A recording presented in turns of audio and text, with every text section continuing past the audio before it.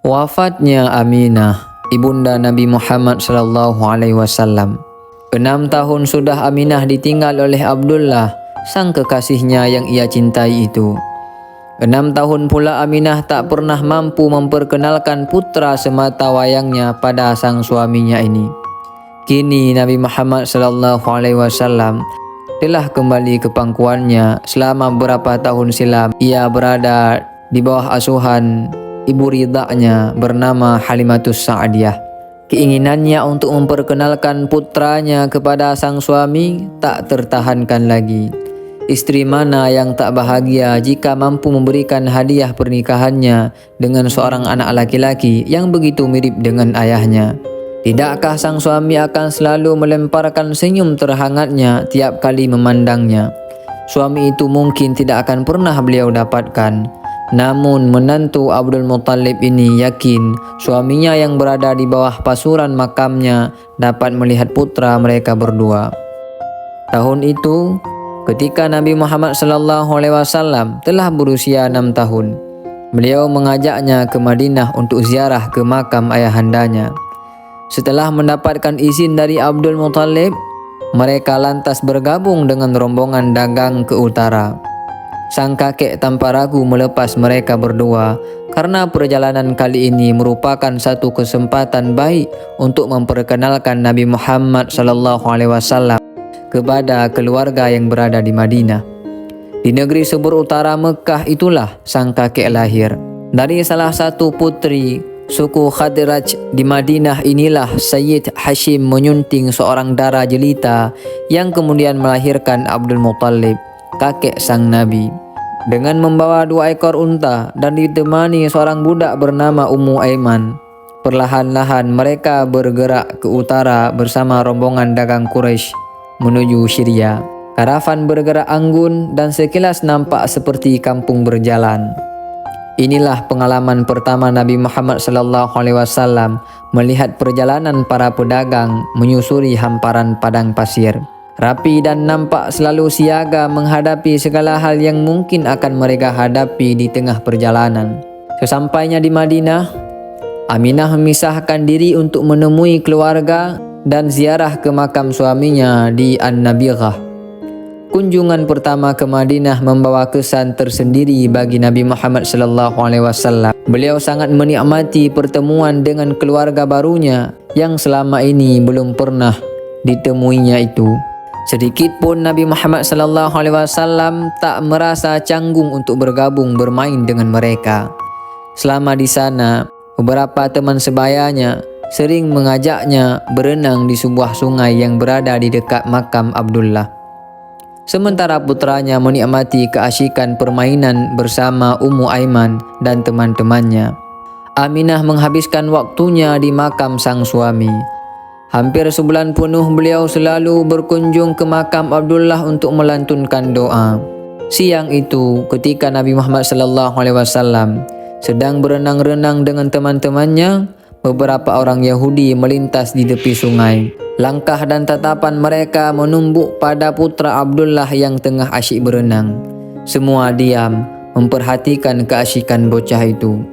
Keheningan segera pecah ketika salah satu dari mereka mengungkapkan apa yang telah dipelajari selama ini. "Apakah kalian melihat anak itu? Dia adalah Nabi Muhammad, Nabi akhir zaman," ungkap lirih sambil melangkahkan kakinya menuju Madinah. Kabar kehadirannya Nabi terakhir segera menyebar dari mulut ke mulut menusuk Madinah, menjadi obrolan baru yang cukup menarik di tengah-tengah kesibukan mereka berdagang dan bercocok tanam.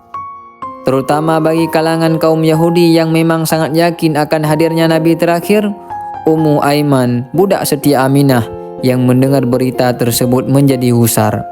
Ia khawatir orang-orang Yahudi akan berbuat jahat terhadap putra majikannya itu. Sebisa mungkin ia harus segera mengingatkan Aminah yang masih termenung di hadapan pusara makam suaminya itu.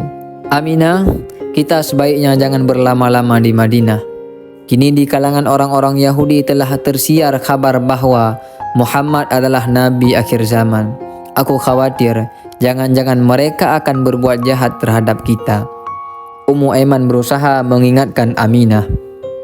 Ibunda Aminah menanggapi serius usulan Ummu Aiman. Sebagai seorang ibu, tentunya beliau tidak ingin ada hal-hal yang tak diinginkan menimpa putra kesayangannya itu. Mereka segera mempersiapkan perbekalan untuk perjalanan ke Mekah.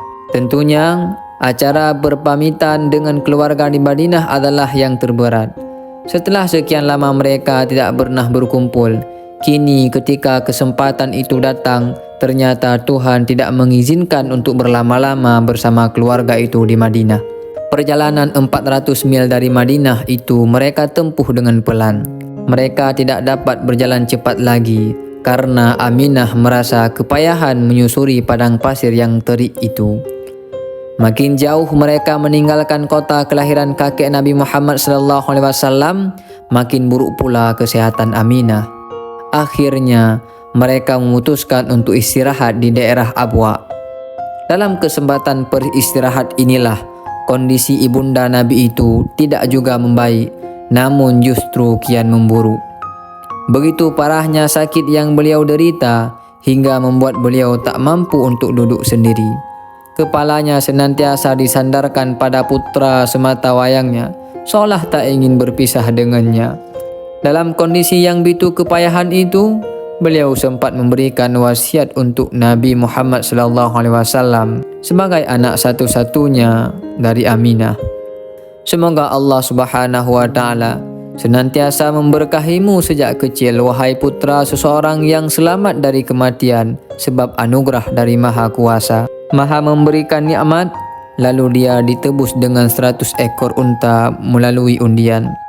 Jika apa yang aku lihat dalam tidurku benar, niscaya engkau kelak akan menjadi utusan Allah, Tuhan yang Maha Mulia dan Maha Agung.